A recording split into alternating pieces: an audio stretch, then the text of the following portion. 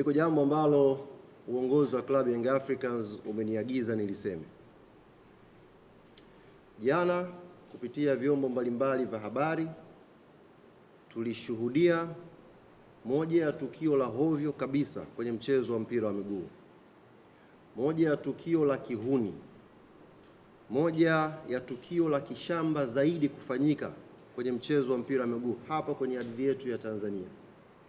Tukio hili limehusisha mwenyekiti wa klabu ya Simba Sports Club ambaye baada ya mchezo wao ilionekana video mbalimbali akishambuliwa na baadhi ya mashabiki wa klabu hiyo.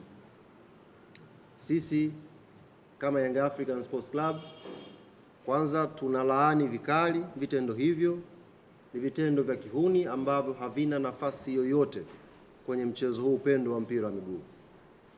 Lakini la pili, kwa niaba ya uongozi wa klabu ya Young Africans tunapenda kumpa pole mwenyekiti wa klabu ya Simba Sports Murtaza Mangungu na viongozi wote ambao walikumbana na kadhia hiyo siku ya jana. Ziko nyakati tunaweza kupishana kwenye itikadi zetu za kimpira, lakini inapokuja swala la football kuwa fair play, kama vilabu ni lazima tutoe matamko haya kukemea na kupinga vikali vitendo vya kihuni ambavyo vimefanyika jana kwenye uwanja wa Benjamin Mkapa. Kama ambavyo wametoa wito watu wengine, na sisi klabu ya Yanga tunaliomba jeshi la polisi lichukue hatua stahiki kwa yoyote ambaye atabainika amehusika na vitendo vile vya kishamba vya kumshambulia mwenyekiti wa klabu ya Simba kwa siku ya jana. Maswali yenu kwa nini tumetoa pole tutaulizana baadaye, lakini kwa sasa tuingie kwenye ajenda ya msingi ambayo imefanya tukutane leo hapa asubuhi.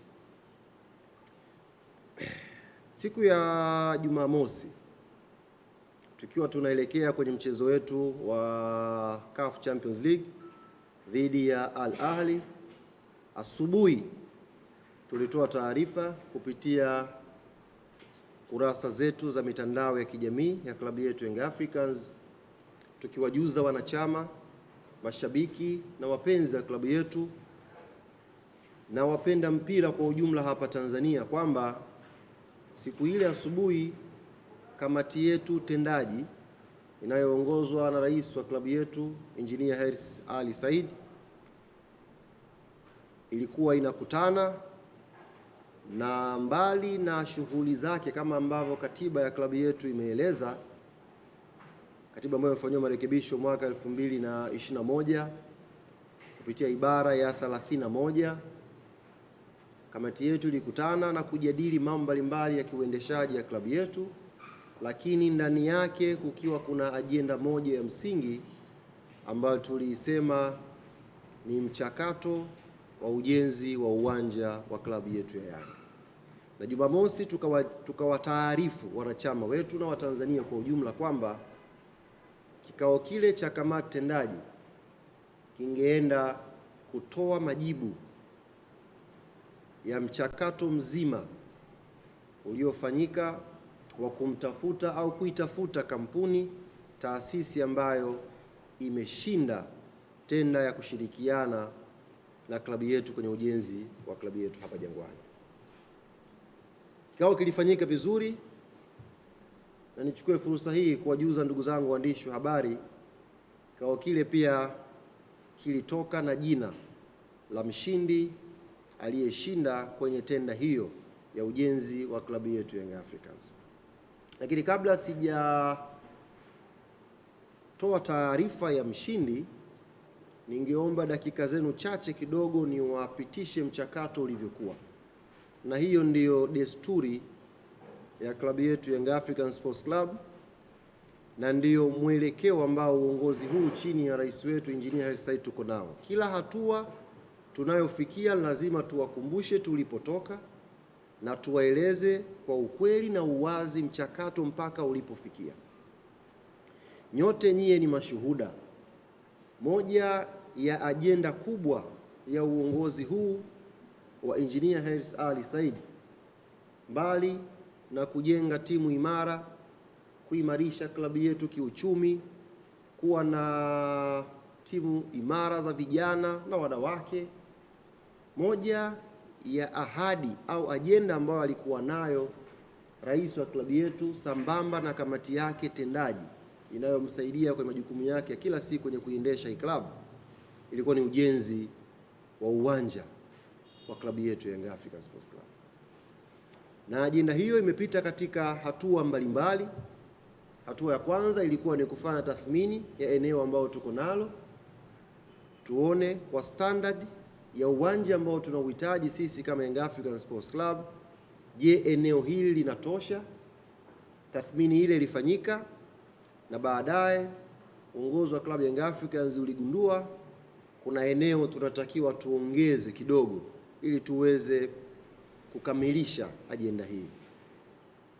Baada ya kubaini hilo, mchakato ukaanza kushirikiana na taasisi mbalimbali za kiserikali kutafuta nyongeza ya eneo hapa kwenye ardhi hii ya Jangwani ili tuweze kupata sasa eneo sahihi kwenda kwenye mchakato wa uwanja.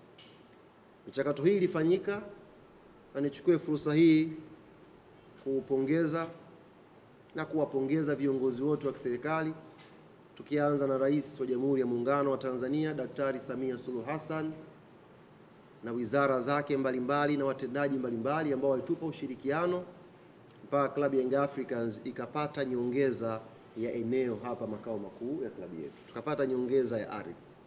Na baada ya kupata nyongeza ya ardhi, hatua iliyofuatia ilikuwa ni kupata hati ya kumilikishwa nyongeza ya ardhi hiyo.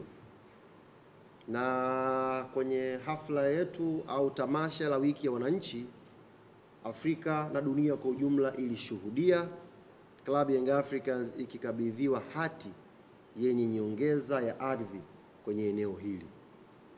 Na baada ya kukabidhiwa hati hiyo kutoka kwa serikali yetu Jamhuri ya Muungano wa Tanzania, uongozi wa klabu ya Young Africans, hatua iliyofuatia ilikuwa ni kwenda kutafuta sasa kampuni au taasisi ambayo ingeshirikiana nayo kwenye ujenzi wa uwanja wetu.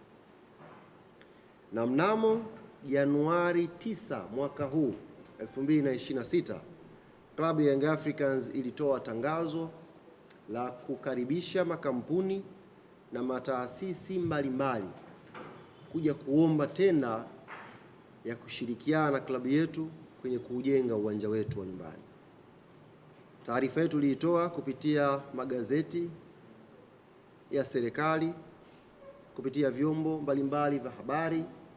Tulitoa taarifa ile pia kupitia kurasa zetu za mitandao ya kijamii kwa maana ya kurasa za klabu yetu ya Yanga. Na nikiri tulipata maombi mengi kutoka mataasisi na makampuni mbalimbali yakionyesha utayari wao wa kuja kushirikiana na klabu yetu ya Young Africans kwenye ujenzi wa uwanja wetu. Tuliendesha mchakato kwa weledi mkubwa, kwa uwazi, kwa makampuni na mataasisi haya kutuma maombi yao based on vigezo ambavyo tulivitoa kwenye taarifa yetu. Kama nakumbuka taarifa ambayo tuliitoa ya kutangaza watu kuomba tenda hiyo, tuliweka pia na vigezo. Tuliainisha kwa mfano stadium capacity, tulisema aina ya kiwanja tunachokitaka, lakini pia tulimalert yoyote ambaye angetuma tenda ile vigezo ambavyo tungevitazama pia kwa kampuni yake au taasisi yake. Kwa hiyo baada ya kutoa vigezo vile na maombi kutumwa kwa wingi, tukawa na siku 14. Tukawa na siku 14 kama ambavyo barua yetu ilieleza, za kuchakata maombi hayo, kuangalia ni wangapi wamekidhi vigezo vya kukabidhiwa tenda ya ujenzi wa klabu yetu Young Africans. Na kwa nukta hii, uongozi wa klabu Young Africans kupitia kamati yake tendaji ulikutana Jumamosi kama ulivyowajulisha hapo mwanzo, ukaenda kuchakata hilo jambo na sasa wamekuja na mshindi ambaye ameshinda kwenye tenda hiyo. Nichukue fursa hii, ndugu zangu waandishi wa habari, wanachama, mashabiki na wapenzi wa klabu yetu Young Africans na Watanzania kwa ujumla, kuwatangazia kwamba kampuni ya GSM Tanzania Limited ndiyo kampuni iliyoshinda tenda ya ujenzi wa klabu yetu Young Africans. Naomba nirudie hapo. Baada ya kamati tendaji kupitia mchakato wote wa maombi yote ambayo yametumwa, siku ya Jumamosi viongozi wetu walimpitisha kampuni ya GSM Tanzania Limited kuwa mshindi wa tenda ya kujenga uwanja wetu wa Young African Sports Club. Sasa baada ya GSM kushinda na kamati tendaji kujiridhisha kwa vigezo vyote ambavyo tuliviainisha kwamba huyu ndiyo anastahili, nini hatua inayofuatia hapo mbele? Cha kwanza ilikuwa ni kuwajulisha GSM Tanzania Limited kwamba nyie ndiyo mmeshinda tenda hii ambayo mliiomba. Na baada ya kuwajulisha, tunakuja sasa hivi kujulisha pia na umma kwamba mshindi ni nani. Hatua inayofuatia baada ya kuwajulisha washindi wa hii tenda ni pande hizi mbili sasa kukutana. Pande ya kwanza ni pande ya klabu ya Young African Sports Club ambayo ndiyo inamiliki eneo hapa Jangwani jijini Dar es Salaam, na pande ya pili ni GSM Tanzania Limited ambayo yenyewe ndiyo inakuja sasa kujenga uwanja wa klabu yetu Young Africans. Naomba nieleweke vizuri hapa. Pande hizi mbili zinavyokwenda kukutana, na hili jambo ni jambo linalohusisha vitu viwili. Kwanza, linahusisha mahusiano ya kisheria baina ya klabu ya Young Africans na kampuni ya GSM Tanzania, kwa sababu tunakwenda kujenga uwanja. Kwa hiyo kuna mashirikiano hapo yanaingiwa kati ya club na kampuni. Kwa hiyo automatic jambo hili linahusisha pia sheria, viongozi wetu kupata uelewa wa kisheria sasa kwenye mashirikiano haya. Lakini jambo la pili kwenye mahusiano haya kati ya klabu ya Young Africans na GSM Tanzania Limited ni biashara. Kuna biashara hapo inakwenda kuingia kwenye mahusiano haya mawili, kwa maana ya klabu yetu ya Young African Sports Club na GSM Tanzania wanayokuja kujenga uwanja. Kuna biashara hapo itakwenda kuingia. Kwa hiyo kuna vitu viwili hapo.